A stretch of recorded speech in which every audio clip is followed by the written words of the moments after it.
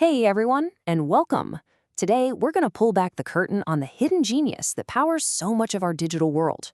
From your favorite games to the GPS in your car, we're talking about the world of pathfinding algorithms. So let's start with something you've probably wondered about. You're playing a video game, right? And the enemy AI, it always seems to know the perfect way to get to you, weaving around walls and obstacles flawlessly. How does it do that? Well, that's not magic. It's some seriously clever computer science. And believe me, this goes way beyond just games. We're talking about a huge fundamental challenge in computer science called the shortest path problem. And once you start looking for it, you see it everywhere.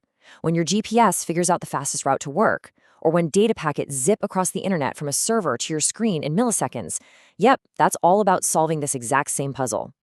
So what's the big idea here?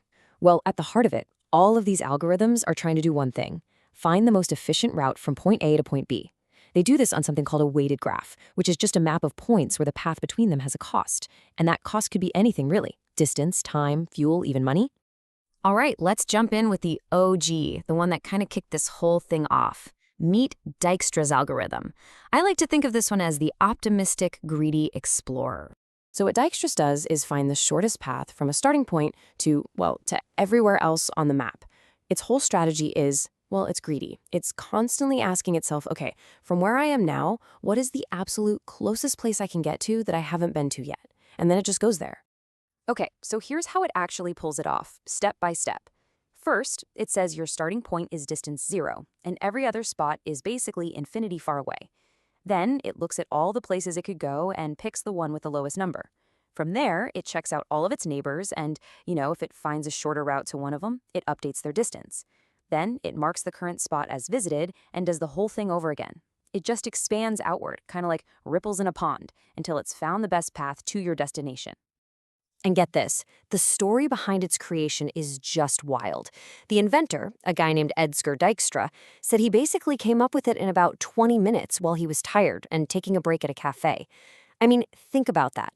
An idea that powers so much of our modern world just doodled on a napkin over a cup of coffee. That's incredible. But like any hero, it's got a weakness, a kryptonite, if you will. Dijkstra's algorithm has one huge limitation. It only works if all the costs on the path are 0 or higher. It simply cannot handle a negative cost. Its optimistic, greedy brain just breaks. And that one big limitation? Well, it sets the stage perfectly for our next contender, Bellman-Ford.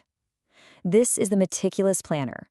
The one that's built for those really complex, tricky situations, especially ones that involve those negative costs. But hold on, what on earth is the negative cost anyway? Let's imagine a map where some roads have tolls, right? But what if there was one magical road that actually paid you to drive on it? That's a negative weight. Dijkstra's algorithm, with its simple what's closest logic, gets totally confused by this. But Bellman-Ford, it's built for exactly this kind of weirdness. So Bellman-Ford's approach is totally different. It's way more methodical and, definitely slower. Instead of just greedily grabbing the next closest spot, it patiently goes through every single connection on the entire map and checks it, and then it does it again and again. This kind of brute force patience is what lets it correctly figure out those tricky negative weights. So this right here, this is the classic trade-off, right? Dijkstra is like the sprinter, super fast, but only on a simple, straightforward track. Bellman-Ford is the marathon runner, slower for sure, but way more versatile. It can handle the weird terrain of negative weights. And it has this other cool trick. It can spot something called a negative cycle. That's like a loop on the map that would let you earn infinite money just by driving around in circles. Bellman-Ford will actually find that and warn you about it. All right, now for the rock star, the one that, let's be honest, often steals the show, especially in things like video games and your GPS. Let's meet A-Star, the smart navigator. This one tries to combine the best of both worlds with a really clever trick. The secret to A-Star is actually super elegant. Seriously, you can just think of it like this. It's basically Dijkstra's algorithm plus a smart guess. That's it. So what is this smart guess? Well, it's something called a heuristic, which is just a fancy word for an educated guess or a rule of thumb. For a map, a perfect heuristic is the straight line distance, as the crow flies, from where you are to where you're going. It's a super optimistic guess about how much further you have to go, and it helps the algorithm focus on paths that are actually heading in the right direction. And this simple little formula is the magic that drives the whole thing.